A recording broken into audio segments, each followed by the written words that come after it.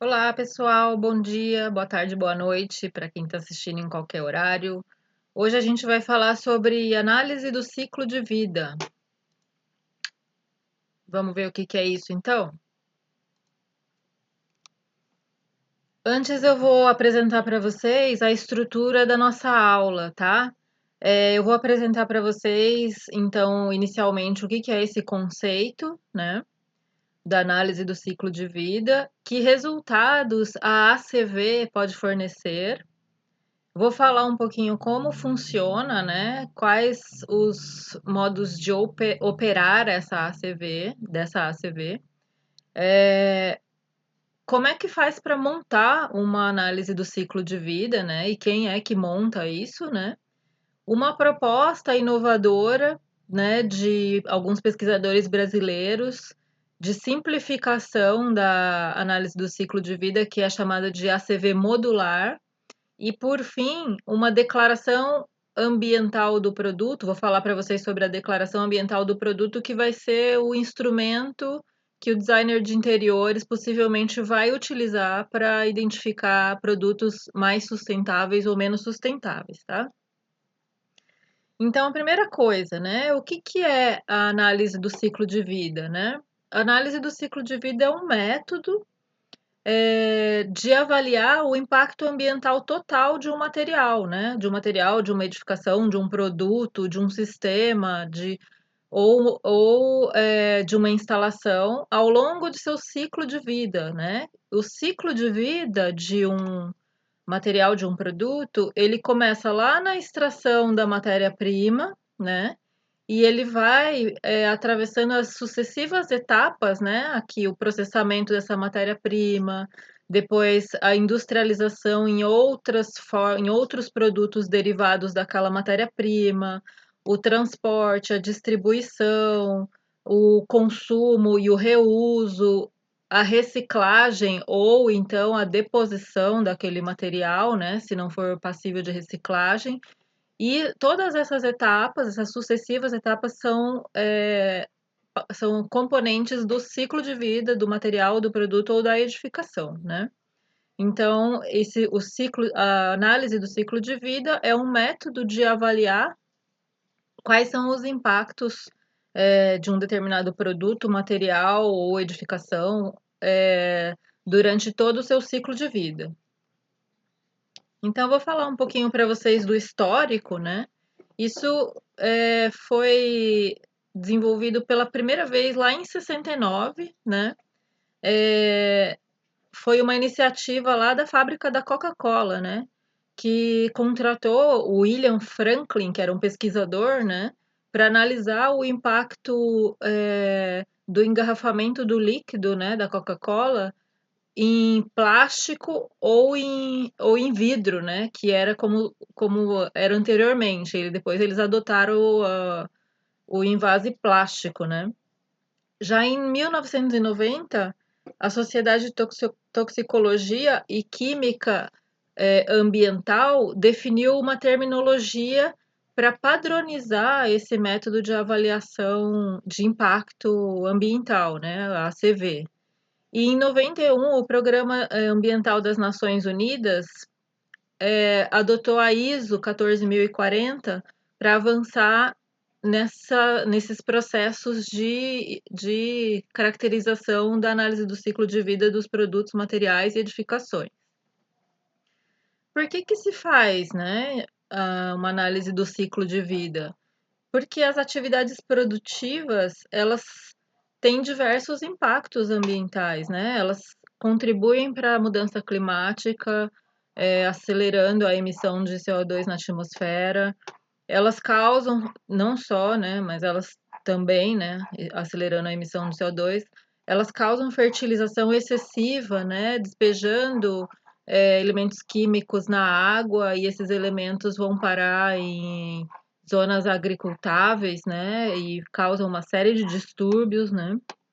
Depois elas podem contribuir para a destruição da camada de ozônio, né, pelo lançamento de gases que vocês já estudaram, né, aqueles CFCs, HCFCs, né, que estão cada vez mais em desuso, né. As atividades produtivas também consomem recursos naturais sem nenhum controle, né? Quase nenhum controle, e podem causar acidificação nos rios e nos oceanos, né?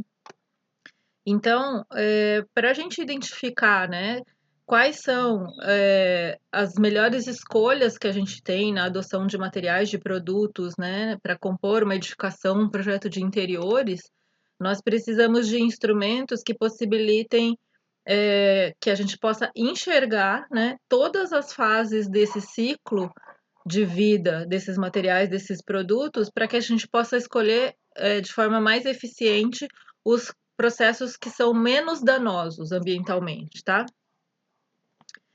Então, o objetivo da análise do ciclo de vida é criar o perfil ambiental de um material, produto ou edificação, quantificando o impacto que ele gera nas sucessivas fases do seu ciclo de vida, tá?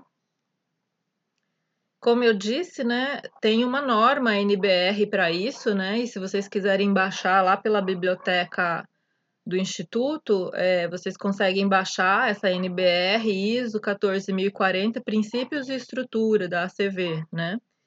E ela tem diversos volumes aqui, né? Cada um abordando um tópico específico da análise do ciclo de vida, tá?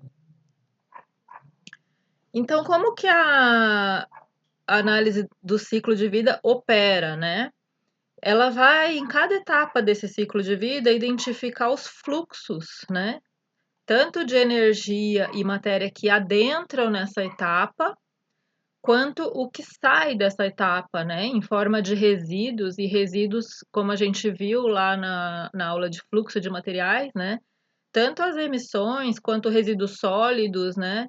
Quanto os rejeitos de mineração, todos são processos de geração de resíduos, né? Então, a ACV vai pegar cada etapa desse ciclo de vida e vai identificar as entradas, né, de materiais e energia e as saídas, né, que geralmente são tanto em forma de produto quanto em forma de resíduo, né. Ela vai quantificar também esses fluxos de energia e matéria, né. Não basta identificar o que entra e o que sai, é necessário quantificar, né. Qual é o gasto de energia, quanto é a emissão, né, de cada etapa do processo, né, e qual é a geração de resíduo de cada etapa do processo. E avalia, então, possíveis impactos ambientais ao longo do ciclo de vida do material, do produto, da edificação, né.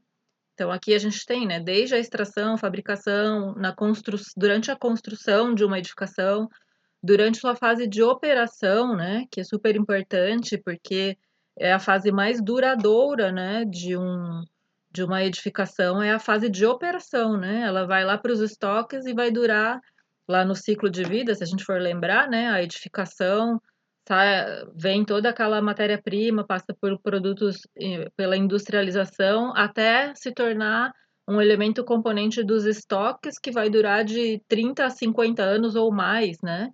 Então, essa fase de operação, né, de uma edificação é a fase mais longeva aí do ciclo de vida da edificação, né?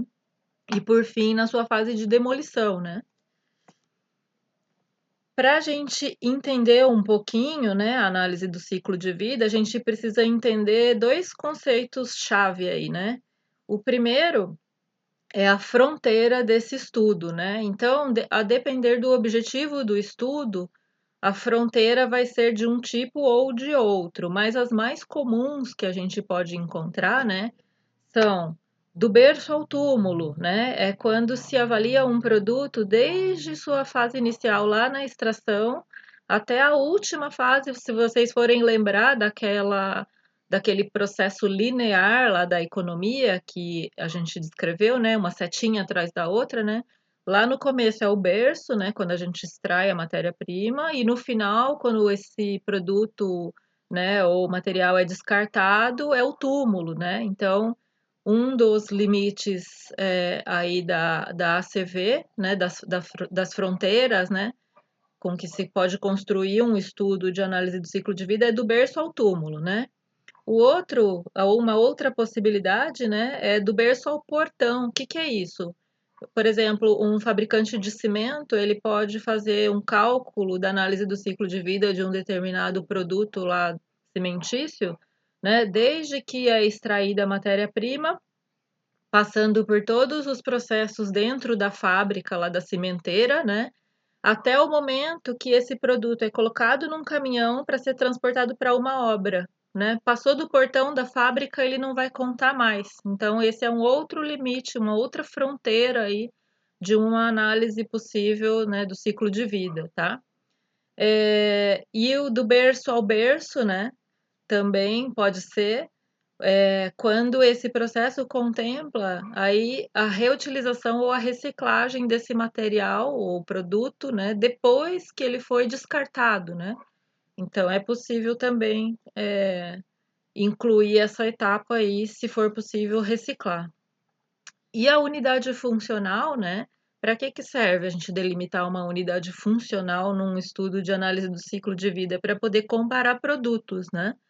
Então, por exemplo, se a gente for fazer uma ACV de aço, né, ou de cimento mesmo, a gente pode delimitar que o quilo do cimento, né, mas mais frequentemente aí nesses materiais muito brutos da construção civil, é mais frequente usar tonelada, né? Então, a tonelada de aço consome tanto de energia na sua extração, consome tanto de energia na sua no seu primeiro processo de industrialização, né? Ou do cimento, né? Uma tonelada de cimento gera não sei quanto de emissão de CO2 em determinada fase. Então, eu vou pegar aquela tonelada de cimento do fabricante X e vou comparar com a tonelada de cimento do fabricante Y, para identificar qual dos processos é menos agressivo ambientalmente, né? Então, é para isso que serve uma unidade funcional, para a gente poder comparar estudos de materiais similares, né? Ou de produtos, né?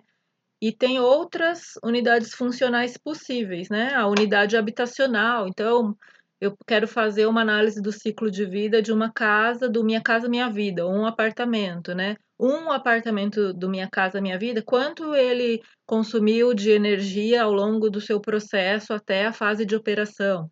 Quanto ele emitiu de carbono na atmosfera até a sua fase de operação, né? E posso comparar com uma outra unidade habitacional de outra construtora, por exemplo, para identificar qual dos processos é mais eficiente ambientalmente, né?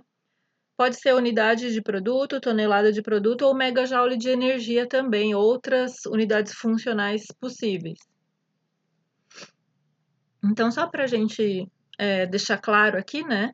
Aqui está um processo de ciclo de vida, né? Então, desde a extração, passando pela primeira industrialização de um material, depois o transporte, depois a fase de construção no canteiro de obras, depois a fase de operação e depois a fase de demolição e descarte, né? Então, essa fronteira, né, que a gente entende como o ciclo de vida completo, a gente chama do berço ao túmulo, né? De cradle to grave, né? E essa fronteira menor, né? Que é quando da extração até que o produto inicial lá, a gente deu o exemplo do cimento, pode ser o aço, né? Sai da fábrica lá, beneficiadora, né? Do berço ao portão, cradle to gate, tá? Que resultados que um estudo desse pode fornecer, né? Ele pode fornecer a pegada de CO2. A pegada aqui, vocês vão ter uma aula que eu vou falar sobre isso. A pegada, na verdade, é a quantidade de CO2 que esse elemento, que esse material, né, pode emitir durante seu processo de fabricação e utilização e descarte na atmosfera, né? Então, todas as pegadas aqui não é, nossa, que pegada, né? Não, é o rastro, né? É o rastro que esse material deixa, né, em termos de impactos ambientais, tá? Então, a pegada de CO2, que é focada em mudanças climáticas, pegada hídrica, né? Focada no consumo de água e dos produtos e na capacidade de absorção do meio em relação aos efluentes líquidos, né? Então, quanto de água determinado processo consumiu, né? E quanto de efluentes, ou seja, de água contaminada, de esgoto, foi lançado no meio ambiente, né? Por esse processo, né? Depois a pegada ecológica, né? Que transforma todos os recursos consumidos em áreas de terra. A gente vai estudar isso mais para frente, tá? E depois a pegada de recursos, né? Focada no consumo de recursos como energia em megajoule ou outros, tá? Então vamos pensar aqui, ó, o que a gente precisa considerar, né, para compor uma ACV, tá? Vamos lá, então. Vamos considerar aqui a fase de operação de um edifício, a fase de uso, quando a gente está habitando uma casa, um prédio, um apartamento, sei lá, né? Um prédio de escritórios, né? Durante a fase de operação desse edifício, né, entram três insumos principais aqui, né? Primeiro, né, o gás, que serve para aquecimento, né, tanto de chuveiro quanto de até o aquecimento do ar, né? Em outros países, principalmente aqui no Brasil, nem tanto, né? E também para utilização no fogão, né? Energia elétrica e água, né? E o que que esse objeto aqui, que é o edifício em operação, é, é, está eliminando como subprodutos aí, né? Tanto emissões de CO2, né? Nessa utilização do gás, né? Em outros processos dentro de casa, até a própria energia, se for utilizada para queima de alguma coisa, né? Quanto efluentes, né? Que é a água contaminada, a água suja que ele vai lançar na rede de esgotos, né? Mas acabou aí a análise do ciclo de vida dessa edificação em uso? Da fase em uso, sim, né? Mas ela é composta, né, por uma série de materiais, né, que foram utilizados na sua construção. Então, a gente precisaria, para montar essa análise do ciclo de vida, considerar essa fase de construção, né? Aqui na fase de construção, o que que vai principalmente? Muita energia, né, para alimentar as máquinas que vão virar cimento, que vão elevar cargas, né, etc, etc.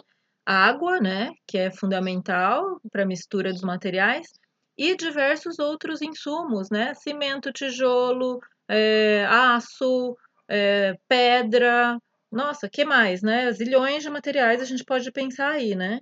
E o que que esse processo todo de construção vai emitir aí para o meio ambiente?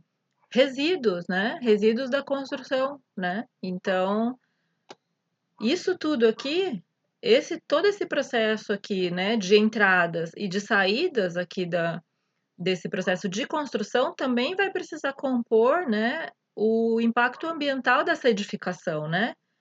Mas, né, a construção recebeu esses insumos aqui, né? E eles vieram de onde, né? Eles foram transportados, né? O meio de transporte que trouxe os insumos até o canteiro de obra, né? Ele consumiu combustível, provavelmente ele consumiu combustível fóssil, né? A maioria dos caminhões, se não 100%, são todos movidos a diesel, né? Que é um dos combustíveis mais emissores de CO2 dos derivados de petróleo, mais do que a gasolina, né? Então ele lançou emissões para a atmosfera durante esse processo, né? Para o insumo ter sido transportado, antes ele foi fabricado, né? Então, o que que essa indústria ela consumiu, né? Tanto combustíveis fósseis para geração de energia, energia elétrica, água. Ela consumiu a matéria-prima bruta, né? Que foi extraída lá de uma mineração, né? E o que que ela emitiu durante esse processo? Tanto gases de efeito estufa na atmosfera, resíduos e efluentes, né? Contaminando as águas aí no sistema hídrico, né? E aí, né, a gente precisa entender, então, né, como é que foi o processo todo de extração, qual foi o impacto gerado por essa extração, né? E a gente vai lá na mineração, então, analisar isso. O que que a mineração utilizou? Utilizou combustível fóssil, né? Utilizou recursos naturais, porque ela revirou uma boa parcela lá daquela área de mineração, né? Em busca do material que ela utilizaria aí nesse ciclo de vida todo, e tem uma série de rejeitos, né? Então, olha aqui, os rejeitos da mineração estão aqui. Ela utilizou água também, né?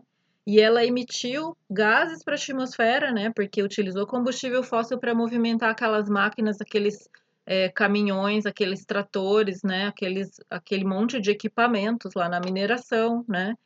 Ela emitiu resíduos, né, os rejeitos de mineração e também água contaminada, os efluentes que foram para o esgoto, né? Acabou a análise do ciclo de vida desse edifício em uso? Não, né? Ainda tem a fase final desse edifício, né? Que ele vai para um processo de demolição quando termina a sua vida útil, né? E nem sempre a vida útil termina porque o edifício está comprometido, muitas vezes termina porque ele não é economicamente viável, né? Quantas vezes a gente viu a cidade se transformando e os terrenos, né? Em São Paulo, isso é muito claro, assim, de se ver. Quando abre uma estação de metrô, né, num bairro, tudo que é construção pequena vai sendo demolido e vão nascendo ali aqueles prédios imensos porque o terreno valorizou demais, né? Então, o mercado imobiliário quer aumentar seu lucro, né? Aumentando a utilização lá do terreno, que é caro, né? Então, é frequente, né, esses processos de demolição de edificações que estão em plena condição de uso ainda, tá? E aí, o que que tem nessa fase de demolição, né? O combustível fóssil utilizado pelas máquinas que são usadas para demolição, né? O transporte desse material para um aterro, né? Ou um lugar que vai fazer uma triagem, se for possível, né? E aí, o que que despende aqui no meio ambiente? Tanto emissões para a atmosfera quanto resíduos, né? Então, esse processo todo de composição de uma análise do ciclo de vida, ele é ultra complexo, né? E ele foge muito do controle de um projetista para compor isso aí e avaliar, porque se a gente tiver que construir uma análise do ciclo de vida para cada produto que a gente vai utilizar numa obra, a gente só faz isso e não faz a obra, e não faz o projeto. Porque isso, só essa complexidade e o rastreamento dessas informações sucessivas nos ciclos anteriores ali, né, nas etapas anteriores do ciclo, demanda um trabalho e uma fonte de conhecimento absurdas, assim, né?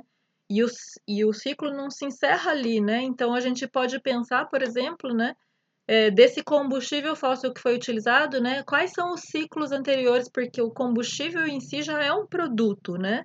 E se a gente for buscando, buscando, buscando, é infinito. Não termina nunca esse processo de análise do ciclo de vida, né? Ele fica de uma complexidade gigantesca e acaba sendo muito pouco prático para ser adotado por uma equipe de projeto, por exemplo, né?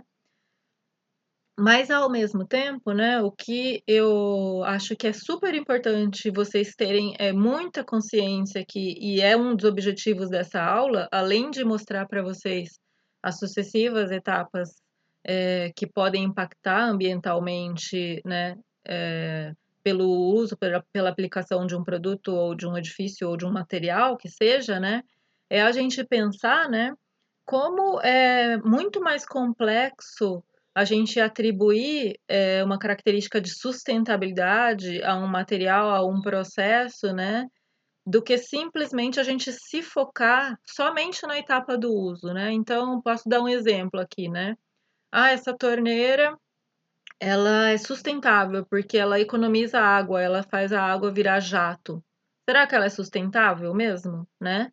Adianta ela só economizar água aqui nessa fase de uso, né? Se ela teve um processo produtivo todo equivocado, né? Se ela teve, por exemplo, né, um processo aqui na indústria lá no começo, que é altamente emissor de CO2, se ela teve um processo de mineração, né, do metal lá, do minério de ferro, altamente predatório e que é, detonou tanto o meio ambiente quanto a vida de pessoas ali próximas àquela mineração. Então, será que ela é realmente sustentável? Né? Então, não basta a gente olhar para um elemento aqui, né? A gente precisa entender essa série de impactos que foram sendo causados aqui atrás, né? usar material reciclável é sustentável? Não necessariamente, né? Se esse material que for reciclado, ele consumiu muita energia no seu processo de reciclagem, né? E gerou emissões de CO2 na atmosfera, pode ser que ele não seja, que a reciclagem desse material não seja a melhor alternativa, né? Então, a análise do ciclo de vida, né, feita aí por especialistas e pela própria indústria, ela é um material, um conhecimento científico que deveria chegar pronto na mão dos projetistas para que a gente pudesse, então, com base nesses dados dessa investigação que já foi feita por especialistas, para a gente ter dados e conseguir enxergar esse processo, né, das etapas anteriores do ciclo de vida como um todo, né, para a gente poder fazer de fato uma escolha que seja menos impactante ambientalmente e não que pareça menos impactante, tá? Aí, depois de eu explicar para vocês toda essa complexidade, né, eu queria mostrar para vocês, então, uma proposta de. É, é uma simplificação da análise do ciclo de vida, né? Mas é uma simplificação que considera, na verdade, os grandes impactos, tá? E ela está sendo desenvolvida ainda, né? Mas ela já foi publicada, na verdade, essa é uma proposta que está aí em andamento desde 2012, né? São pesquisadores da USP que estão desenvolvendo essa proposta, né, de análise do ciclo de vida modular, dentre eles o professor Vanderlei John, que é um professor da Politécnica, e o professor Sérgio Paca, que mexe bastante com a análise do ciclo de vida. E eles estão propondo, então, o desenvolvimento de análises do ciclo de vida modulares, para quê?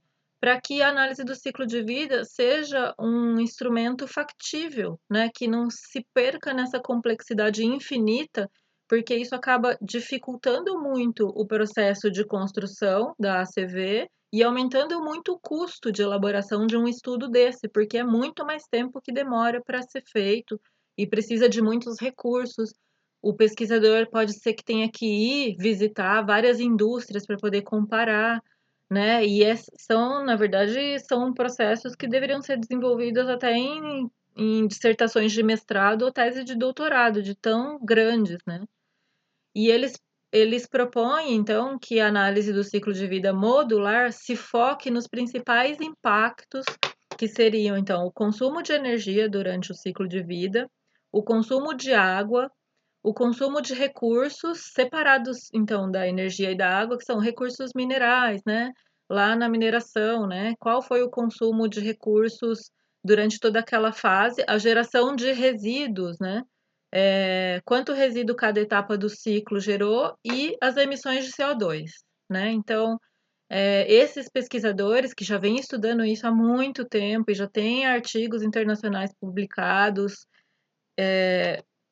propõem que se foque, que as análises do ciclo de vida possam ser simplificadas e focadas nesses que são os principais impactos ambientais ao longo do ciclo de vida.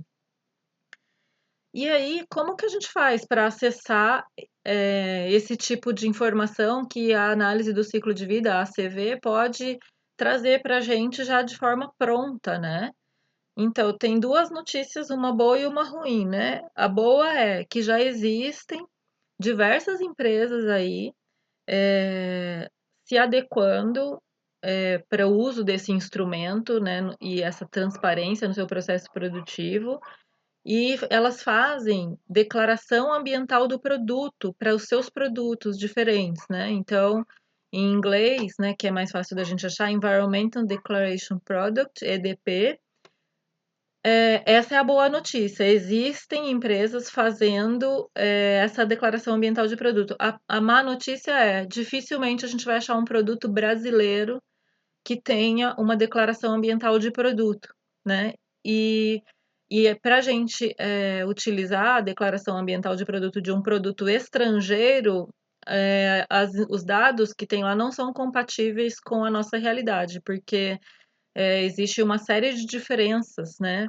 no ciclo de vida de um produto que é feito lá na China, de um produto que é feito na Europa, para o ciclo de vida de um produto que é feito aqui no Brasil, por exemplo, porque o uso da energia é completamente diferente, né? Ah, as emissões que foram ocasionadas pelo transporte desse produto são totalmente diferentes. Se a gente comprar um produto chinês, né, a gente pode contar um impacto ambiental bem grande aí nessas emissões pelo transporte, porque isso vai vir de navio lá da China, né, e isso gera uma quantidade absurda de emissões de CO2 na atmosfera. Então, comprar roupa da China baratinho não é uma coisa sustentável, tá? Aliás, não é mesmo, né? Porque a mão de obra é muito mal paga também, não só pela questão das emissões, né? Mas o que cabe a gente, né, enquanto designers, enquanto arquitetos, é começar a pressionar as empresas para obter essas informações. Elas precisam começar a fazer esse tipo de estudo, né? Solicitar pesquisadores, especialistas que façam o estudo para os seus produtos para a gente conseguir ter acesso a essas informações, tá? Eu coloquei para vocês no Moodle, né, um site que vocês podem dar uma olhada lá, né? E vocês vão observar como que é. Então, já existem diversos produtos. Vocês podem entrar lá e selecionar um determinado produto e baixar essa declaração ambiental. Eu até coloquei uma de exemplo lá para vocês verem como que funciona isso, tá? Para vocês conseguirem entender essa declaração ambiental de produto, tem uma certa metodologia que a gente precisa entender aqui, ó, que a normatização europeia fixou, né, essas etapas com essas letras e números, com esses códigos, para que se identificasse o impacto precisamente em cada uma das etapas do ciclo de vida dos produtos, né, e dos materiais, tá? Então, é assim, né? Da etapa A1 até a A3, a gente está falando do produto desde a sua extração, né? Extração de matéria-prima, transporte é o primeiro beneficiamento lá, né? Depois, quando a gente está falando de material de construção, aqui, ó, as etapas A4 e A5, né? São o transporte e o processo de construção. Então, desde que saiu lá da mineração até o projeto e construção e a utilização desse material num canteiro, a gente vai considerar aqui como impacto incorporado, né? Depois disso vem a fase de uso, né? Durante a fase de uso, tem o uso em si, né? A manutenção desse edifício, desses sistemas aí da edificação, os reparos, a substituição e a renovação de materiais e equipamentos dentro de uma edificação, né? Depois, o uso operacional de energia e o uso operacional da água, né? Então, quanto que gasta durante a fase de uso em termos de energia e de água dessa edificação em uso? Isso aqui é denominado de uma fase de impacto operacional. Depois, quando essa edificação vai para o fim da vida, né? Então, tem a desconstrução e a demolição, o transporte, o reuso e a reciclagem, se for possível, e a disposição disso em um aterro ou em um, um outro lugar apropriado, né? E isso também é impacto incorporado, né? E essa parte aqui, né, que conta também os benefícios, né, e cargas além da fronteira do sistema, que ele vai avaliar o potencial de reuso, recuperação ou reciclagem. Isso aqui contribui de maneira positiva para a diminuição do impacto desse ciclo de vida. Aqui só uma figurinha para ilustrar, né, essas sucessivas fases aqui que vão aparecer na declaração ambiental do produto, mas só para vocês identificarem, né? A nossa especificação, né, de material o impacto, a gente está situado principalmente aqui nessa fase de projeto e construção e uso e manutenção, a gente precisa se atentar muito a isso, mas sem descuidar dessa fase toda de processo de produto, né, de fabricação, e sem descuidar, né, da fase final, que é do descarte ou da possível reciclagem. Mas a gente deve se preocupar muito, né, se os materiais que a gente está especificando num projeto de interiores, né, se eles vão, o que que eles vão acarretar em termos de impacto durante o processo de construção, né? A gente vai falar mais para frente sobre isso. E depois, né, no uso e manutenção, a gente está especificando produtos duráveis, né? A gente está especificando produtos que requerem uma quantidade pequena de manutenção, ou eles precisam estar toda hora lá sendo submetidos a um produto tóxico para dar brilho, para polir, etc, né? Ou eles vão durar pouco, isso vai ter que ser substituído rápido, né? Essa também é uma questão, né? Então, por exemplo, se a gente pensa assim, num material que vem lá da reciclagem, aquelas telhas de tubo de pasta de dente, né? Tá, elas foram recicladas, né, de um produto final que talvez não tivesse muita utilidade, né, aqueles tubos. Elas foram recicladas, elas consumiram uma energia para ser transformadas num produto novo, que é a telha de pasta de dente. E essa telha é colocada em cima do telhado. Quanto tempo vai durar essa telha, né? Tem estudos que mostraram que ela não dura nem 5 anos. Então, vale a pena usar isso, né? Então, será que não está consumindo mais energia para transformar tubo de pasta de dente em telha, né? Do que o benefício que vai trazer da utilização desse material por um tempo tão curto, que ele não é material durável? É para se pensar, tá? Essa aqui é a cara de uma tabela, resumo, que tem na declaração ambiental de produto, tá? Essa aqui é a tabela completa, eu aumentei aqui do lado só para a gente conseguir enxergar, né? Mas aqui, ó, ela vem descrevendo as etapas, lá como vocês viram, né? A 1, A2, A3, a etapa de produção, depois a etapa de construção, de uso, do fim da vida e potencial de reciclagem, tá? Essa aqui é uma tabela que eu tirei da ArcelorMittal, que é uma indústria de aço, né?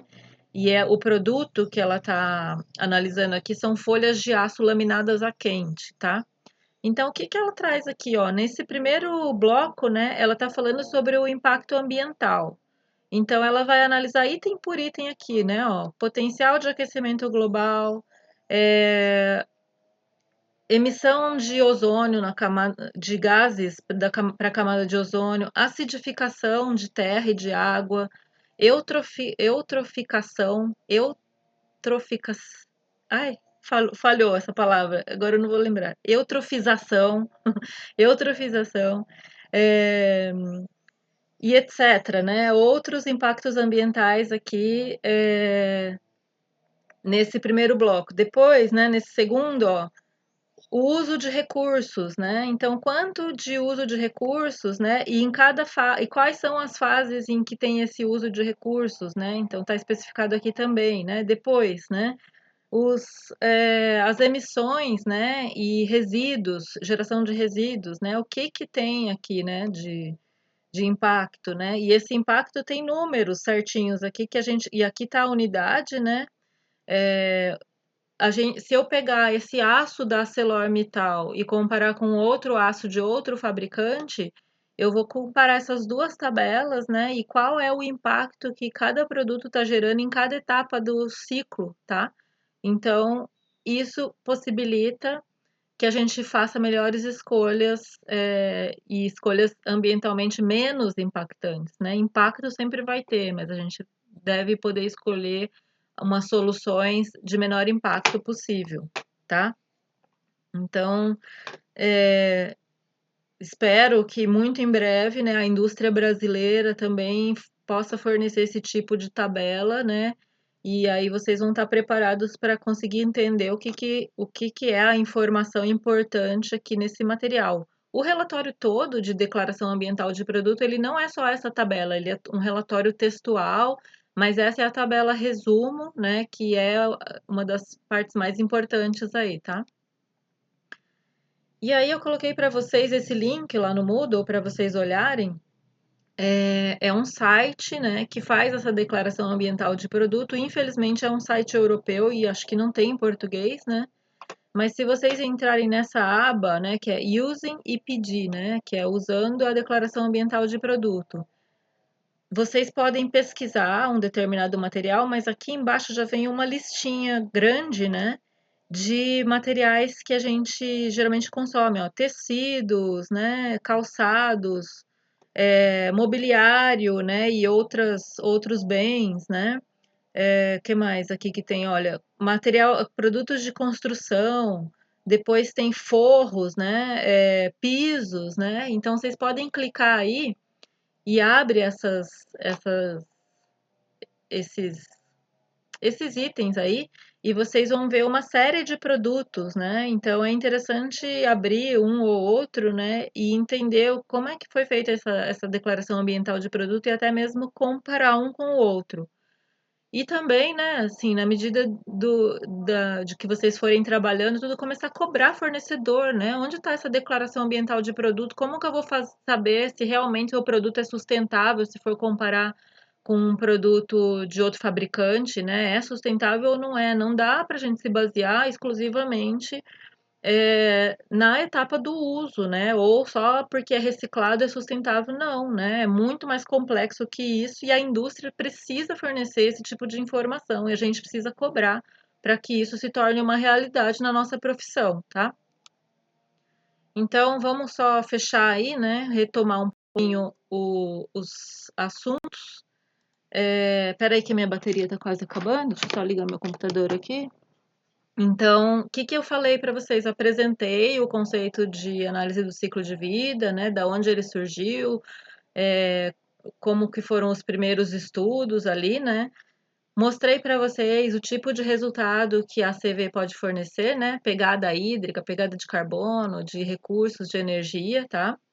Depois, a operação, né, da análise do ciclo de vida, né, que é a fronteira e a unidade, né, que deve ser determinada, a fronteira do estudo, então, do berço ao túmulo, né, do berço ao portão, né, e o processo de composição de uma ACV, né, quando a gente foi analisando lá desde o edifício na sua fase de uso, e a gente foi puxando para trás todas as etapas do ciclo de vida, né, e depois puxou para frente lá aquela etapa da demolição.